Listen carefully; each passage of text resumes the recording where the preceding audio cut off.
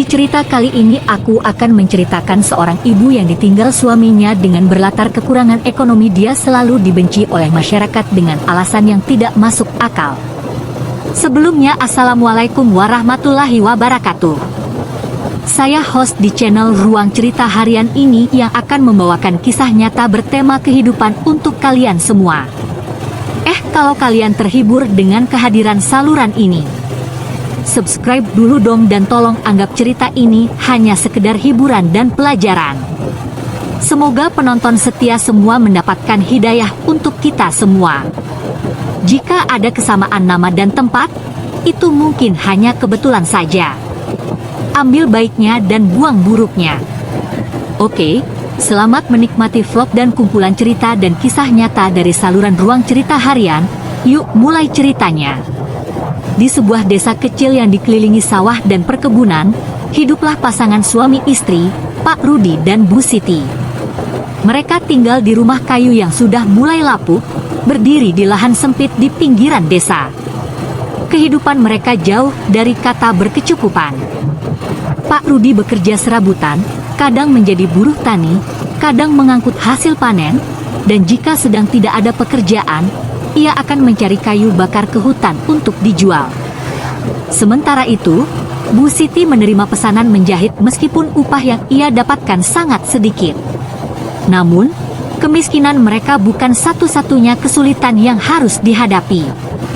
Sejak dulu, keluarga mereka kerap menjadi bahan cibiran dan ejekan warga desa. Mereka dianggap berbeda karena jarang bergaul dan lebih memilih diam saat berkumpul. Bukan karena sombong, melainkan karena mereka tahu bahwa kehadiran mereka tidak diinginkan. Dasar keluarga miskin, malas kerja keras, makanya hidup sengsara terus, sindir Buati, seorang tetangga yang sering menggosipkan keluarga Pak Rudi di warung. Mungkin mereka sebenarnya malas. Kalau kerja benar, pasti hidup lebih baik. Kita saja yang rajin masih pas-pasan, apalagi mereka, timpal Bu Yanti. Fitnah demi fitnah terus menghantui keluarga Pak Rudi. Bahkan, suatu hari, mereka dituduh mencuri ayam milik Pak Samsul hanya karena kebetulan ayam itu berkeliaran dekat rumah mereka. Tanpa bukti yang jelas, warga sudah lebih dulu menghakimi. Kami tidak mencuri, Pak Samsul. Kami tidak pernah mengambil yang bukan hak kami, ucap Pak Rudi dengan suara bergetar, merasa sangat terhina. Tapi siapa lagi kalau bukan kalian? Hanya kalian yang cukup putus asa untuk mencuri, balas Pak Samsul dengan nada menuduh. Kabar itu pun menyebar ke seluruh desa, dan sejak saat itu, mereka semakin dijauhi. Bahkan, anak mereka, Andi, seorang pemuda berusia 18 tahun yang sedang duduk di bangku SMA, turut merasakan dampaknya. Ia sering diejek di sekolah dan dianggap berasal dari keluarga pencuri. Hati-hati berteman sama si Andi, nanti kamu jadi pencuri juga, ujar salah satu temannya sambil tertawa. Andi hanya bisa menahan marah dan sakit hati. Ia tahu ayah dan ibunya bukan orang jahat. Mereka hanya orang sederhana yang berusaha bertahan hidup dengan cara yang halal. Tapi dunia seakan tidak memberi mereka kesempatan untuk hidup dengan tenang. Setiap kali melihat orang tuanya diperlakukan dengan tidak adil, hati Andi terasa semakin panas. Ia ingin membela mereka, ingin berteriak dan mengatakan kepada semua orang bahwa mereka salah. Tapi apa daya, ia hanya seorang anak muda tanpa daya di tengah lingkungan yang sudah memandang rendah keluarganya sejak lama. Dalam kesedihan dan keputusasaan, Andi berjanji pada dirinya sendiri. Aku akan membuktikan bahwa kita bukan orang yang hina. Aku akan membuat mereka menyesali semua yang telah mereka lakukan kepada kita, bisiknya dalam hati. Maka, sejak hari itu, Andi mulai berpikir keras. Ia tidak bisa hanya berdiam diri dan membiarkan orang tuanya terus diinjak-injak. Ia harus melakukan sesuatu. Ia harus bekerja keras dan membuktikan bahwa keluarganya layak dihormati. Namun, jalan menuju keberhasilan tidak pernah mudah. Setiap usaha yang Andi lakukan selalu menemui rintangan. Ia mencoba berjualan kecil-kecilan di sekolah, tetapi tidak ada yang mau membeli darinya karena ia dianggap anak pencuri. Ia melamar pekerjaan di beberapa toko di desa, tetapi tidak ada yang mau menerimanya karena latar belakang keluarganya. Hidup seolah tidak memberi ruang untuknya bertumbuh. Tapi Andi tidak menyerah. Ia tahu bahwa jika ia berhenti sekarang, itu berarti ia membiarkan orang-orang yang menghina keluarganya menang. Suatu malam, saat ia melihat ayahnya pulang dengan wajah letih dan tangan penuh luka akibat bekerja keras seharian di sawah orang lain, Andi semakin yakin. Ia harus mencari cara lain untuk mengubah nasib keluarganya. Tidak peduli seberapa sulit, ia akan terus berjuang. Dengan semangat yang baru, Andi memutuskan untuk mencoba usaha yang lebih besar. Tapi apakah ia akan berhasil? Ataukah ia akan terus menghadapi kegagalan demi kegagalan? Setelah malam itu, Andi mulai menyusun rencana. Ia tidak bisa bergantung pada orang lain. Jika desa ini sudah terlanjur memandang rendah keluarganya, maka ia harus mencari cara untuk membuktikan bahwa mereka salah. Dengan tabungan seadanya yang ia kumpulkan dari uang saku dan sedikit pemberian orang tuanya, Andi mencoba membuka usaha kecil-kecilan. Ia memulai dengan berjualan gorengan di depan rumah, berharap bisa mendapatkan sedikit penghasilan. Namun, usaha itu tak berjalan mudah. Warga desa yang sejak awal sudah memandang rendah keluarganya sengaja tidak membeli dagangannya. Beberapa bahkan berbisik-bisik ketika melewatinya. Si Andi sekarang dagang gorengan? Jangan-jangan minyaknya bekas. Hati-hati saja, ujar salah seorang ibu-ibu dengan sinis. Meskipun hatinya sakit, Andi tetap bertahan. Ia berusaha menjajakan gorengannya ke sekolah, berharap teman-temannya mau membeli. Namun, bukannya mendapatkan pelanggan, ia malah semakin diolok-olok. Hahaha, anak pencuri jadi tukang gorengan sekarang, teriak seorang siswa, disambut tawa teman-temannya. Andi menahan marah, tetapi ia tidak bisa melawan. Jika ia terpancing emosi, maka warga desa akan semakin menganggap keluarganya buruk. Dengan sabar, ia merapikan gorengannya dan pergi dengan kepala tertunduk. Namun, kegagalan itu tidak membuatnya berhenti. Ia mencoba usaha lain, kali ini dengan menjual pulsa dan paket internet kecil-kecilan. Ia berpikir bahwa di zaman sekarang, hampir semua orang membutuhkan pulsa. Sayangnya, usaha ini pun tak berjalan mulus. Karena namanya sudah tercemar, orang-orang enggan membeli darinya. Beberapa bahkan menuduhnya mencuri saldo pulsa ketika ada yang mengalami masalah dengan pengisian. Aku top up di tempat Andi, tapi pulsanya nggak masuk. Jangan-jangan dia tipu aku, ujar seorang pemuda di warung kopi desa. Padahal, itu murni kesalahan sistem, tetapi siapa yang mau membela Andi? Satu persatu usahanya gagal. Semakin ia mencoba, semakin banyak orang yang merendahkannya. Beberapa kali, ia hampir menyerah.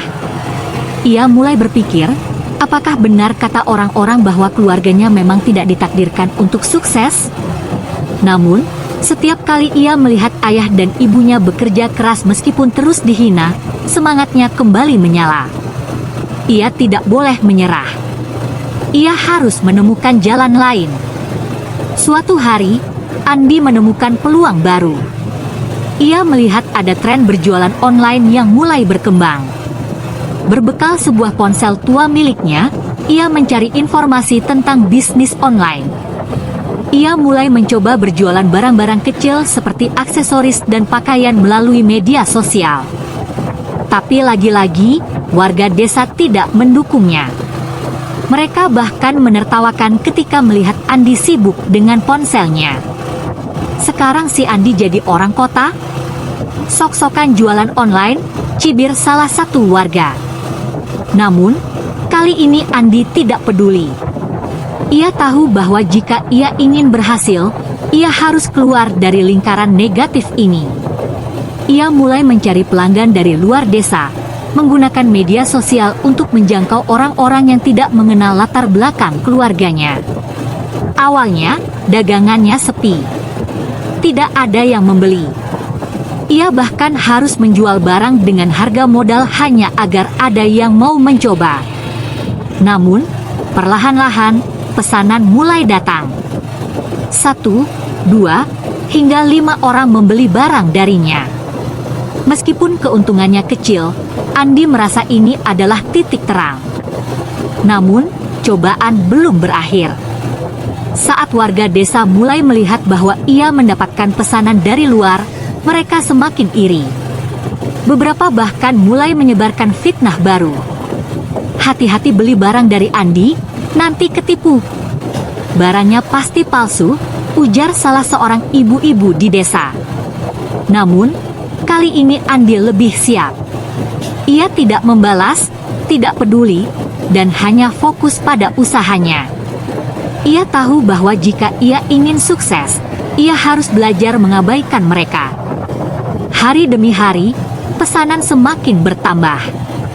Andi mulai memiliki pelanggan tetap, dan uang yang ia hasilkan sedikit demi sedikit bertambah. Namun, di tengah usahanya yang mulai menunjukkan hasil, sebuah musibah terjadi. Ayahnya jatuh sakit karena kelelahan bekerja. Dokter desa mengatakan bahwa Pak Rudi mengalami kelelahan berat akibat bekerja terlalu keras di ladang tanpa istirahat yang cukup. Andi merasa bersalah.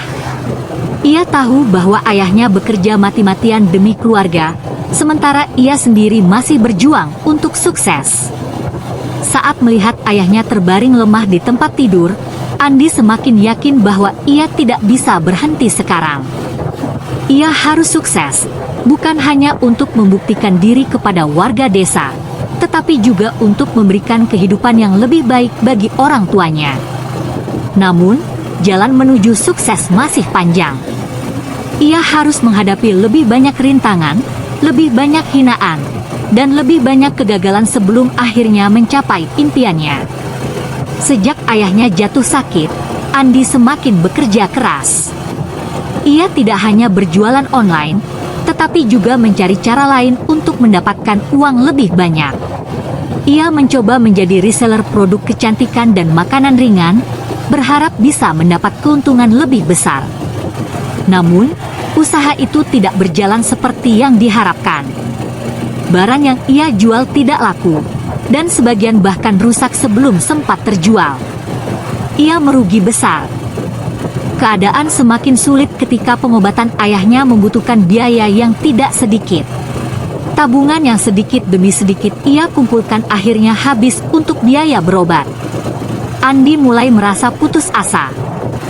"Kenapa semua terasa sulit, Bu?" keluhnya suatu malam ketika ia melihat ibunya duduk termenung di samping ranjang ayahnya. Bu Siti tersenyum lemah, menepuk bahu anaknya. "Hidup memang sulit, Nak. Tapi jangan menyerah. Kita sudah cukup lama bertahan, sedikit lagi pasti ada jalannya." Namun, meskipun ibunya berkata begitu, Andi tahu bahwa ibunya pun mulai kelelahan. Warga desa tetap saja memandang mereka sebelah mata.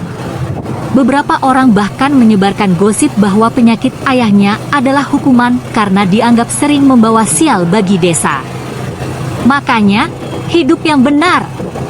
Jangan jadi beban masyarakat," sindir salah satu warga saat berpapasan dengan Andi di jalan. Andi mengepalkan tangan, menahan amarahnya. Tapi ia sadar, melawan mereka hanya akan membuatnya semakin dihina. Satu-satunya cara untuk membungkam mereka adalah dengan sukses. Maka, ia kembali berjuang. Ia mencoba berbagai usaha lain, berjualan makanan ringan, menawarkan jasa desain sederhana lewat internet, bahkan mencoba menjadi kurir kecil-kecilan untuk mengantarkan barang dari desa ke kota terdekat. Namun, kegagalan terus menghantuinya. Suatu hari, ketika ia mengantarkan pesanan pakaian ke seorang pelanggan, ia mengalami kecelakaan. Sepeda motor tua yang ia pinjam dari seorang teman mogok di tengah jalan, dan saat ia mendorongnya ke pinggir, sebuah mobil melintas terlalu dekat dan menyenggolnya hingga ia terjatuh. Barang yang ia bawa kotor dan rusak, dan pelanggan menolak menerimanya. Dengan hati hancur, Andi pulang dengan tangan kosong. Ia merasa benar-benar gagal. Saat sampai di rumah, ia melihat ayahnya yang semakin lemah dan ibunya yang semakin kurus karena bekerja terlalu keras. Ia menangis dalam diam. "Aku sudah mencoba segalanya, Bu. Tapi aku selalu gagal." Bu Siti mengusap kepala anaknya. "Kegagalan bukan akhir, Nak. Kadang, kita hanya perlu mencoba lebih lama dari orang lain."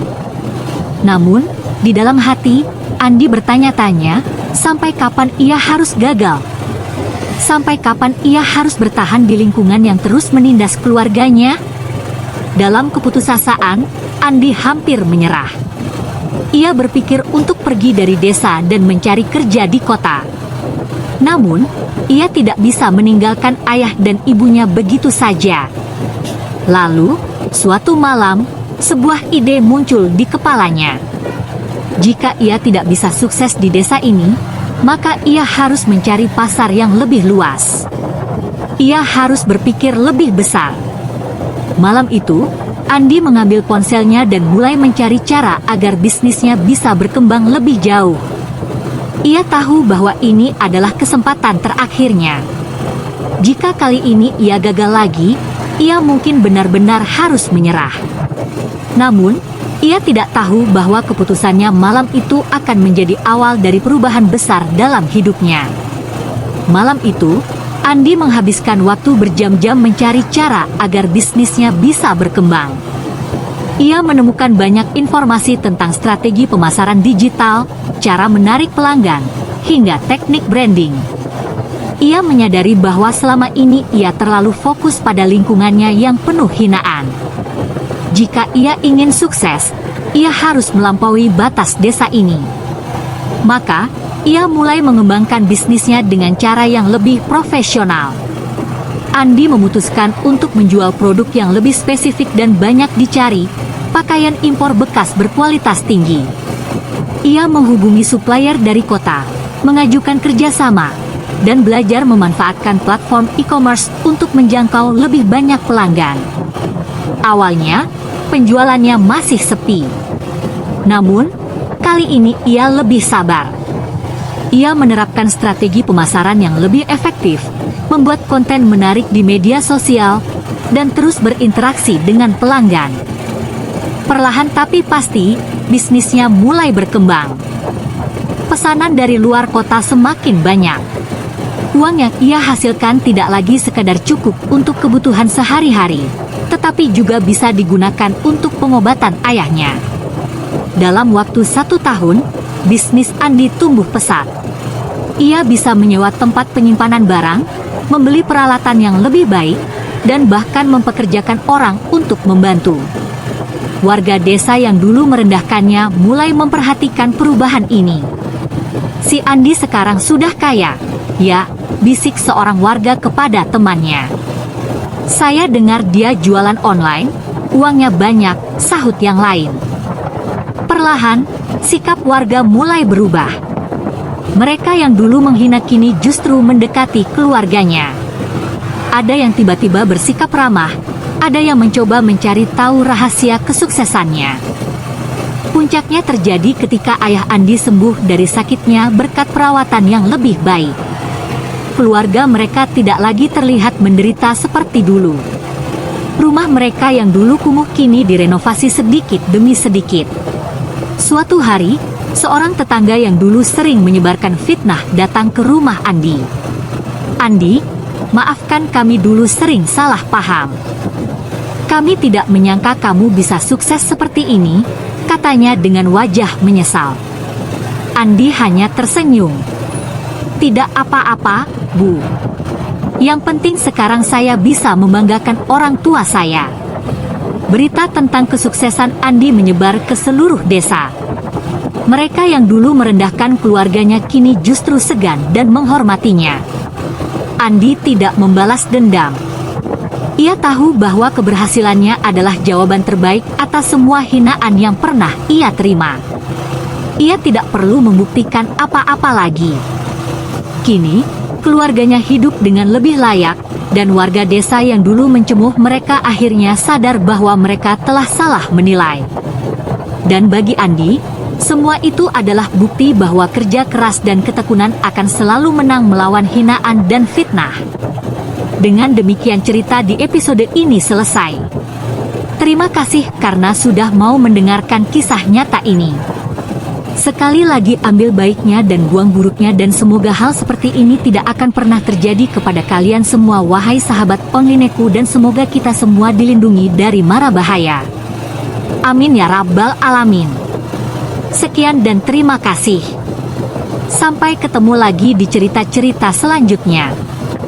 Jangan lupa like, komen, share, dan subscribe. Oh iya, jangan sungkan untuk membagikan pemikiran kalian semua wahai sahabat Onlineku di komentar video ini ya.